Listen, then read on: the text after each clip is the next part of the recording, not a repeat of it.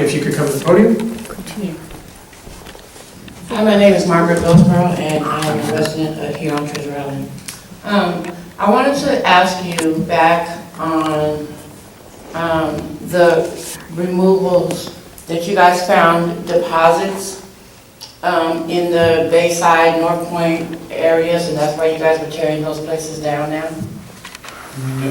Okay. Can you go back to that? Because I really had a question. Sure, so let's go back to Bayside. Well, I can show you, that was the previous presentation, wasn't it? Well, No, that was this one. Oh, Bayside North End, okay, Okay, so so hold on, the demolition's right here. do you want to go back to a map, or do you want to go back to a? No, I want to go back to what you had said about that you guys had found on the disposal side. Okay, so yeah, so You within, guys found within the neighborhood, in. we found, yeah, not deposits, objects. Yeah. Okay. Talking about where are the RAD objects, we found a little less than 600 objects so far, right? Almost all of them are found in the solid waste disposal areas, particularly west side, right? That's where most of them are found. 99% of them Are found in the west side solid waste disposal area, and then some in the Bayside and North Point. Okay, so my question with that being is that back in 2000, I lived on Bayside Drive. And Okay.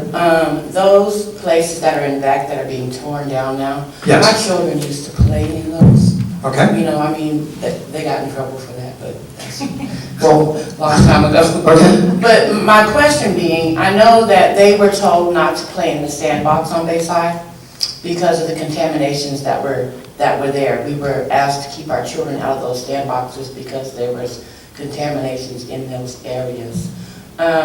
So my question being, how safe, you saying that tie-dye and TIDA believe it'd be safe for us to live here in these areas of concern? Back before all these surveys started, back in 2000, how safe was it then?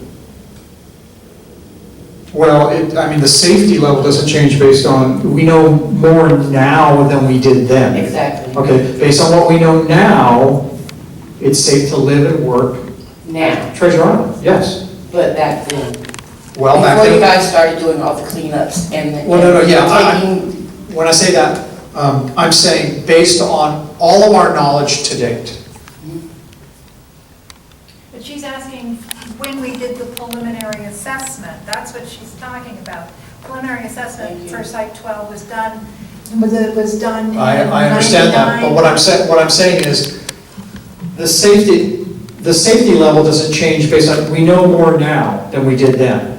We thought. I understand that. Okay, so we can say, from what we know, it is safe to live and work here.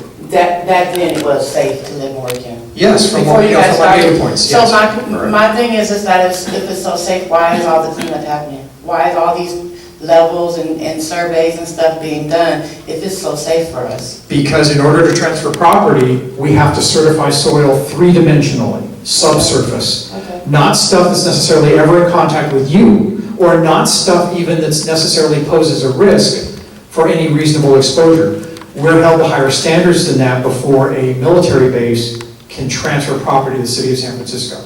Okay, So it's a whole different set of standards. Particularly, I know that was a burn site, and those places that are in the back that are being torn down now Uh-huh. have never been occupied since I've been out here in 2000.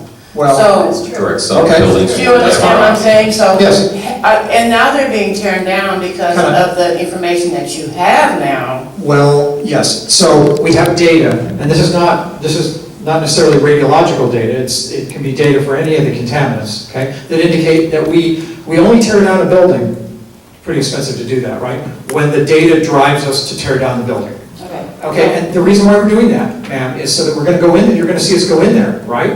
We're gonna excavate out in those areas, right, in the backyards of those houses, right? And then we're going to do sampling, right? And most likely, we will have to tear out those foundations, okay? And then go after the contamination that used to be under the foundations before we tore them out. That's why we're doing that, that's why we took the buildings down. Right. It just takes a while, and I understand it's a process that has different phases. But that's why we're doing that. But So I no longer live there now, but. Okay. But my concern was back then when I lived there. But let's just, can I give you an example? Let's say that there's a lead hit and a PAH hit and a chromium hit that's 5 times the residential regulatory or remediation goal that we find when Dave's crew samples 2 feet below the foundation. That doesn't mean that those data points in that soil represented any kind of exposure threat to you, whether you lived in that house or whether your kids were playing around or anything. What it does mean is that when you run that raw data through a risk assessment, okay, not taking into consideration its subsurface, because the risk assessments take into consideration that it's directly brought up to the surface and is a direct exposure, which isn't the case. So when we do the cleanup, it's not based on well, this is a risk to us currently, and that's why the Navy has to remove it. It's based on the fact that we are held to those extreme standards 3-dimensionally underneath the ground before we can transfer the property. It sounds like I didn't do a good job of explaining that to you. Okay. Well, Margaret, It's okay. I will continue to try and explain that to you. I will probably talk with you after the meeting because I want to go further into that. Okay. I But I will try, no, and I do recognize it's, I've got to figure out a way of explaining this where more folks can understand where I'm headed on this, but I did my best right now. I'll continue to try and figure So out. also I how have to a explain question that. about the school. In the portables, you know where the Boys and Girls Club was? Okay, The portables next to it? Okay. Was given to, you mean the daycare center? no. I These, had a question about that too. okay, Because that road is still not open. okay, well, Between the school and the daycare, that road is still not open. well, no, it is, it's not that it's not open, it's just not paved. Well, it's not open. you talking about So today, the road, right, when you go north? People are actually using the it. daycare? When you go from one side of the school to the next, because I live on Flounder Court, and Okay.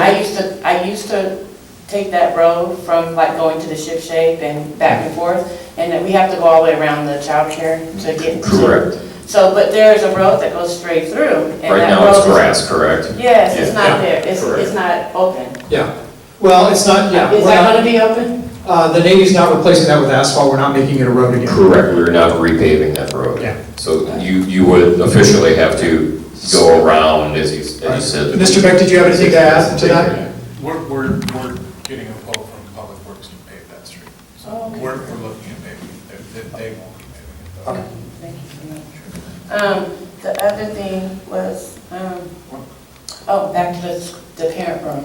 Okay. So one of the. So ma'am, I'm sorry, but you're 2 minutes. Can you come back then and we'll talk more? Okay, Is that fine? that's fine. Okay. Thank you. Thank you.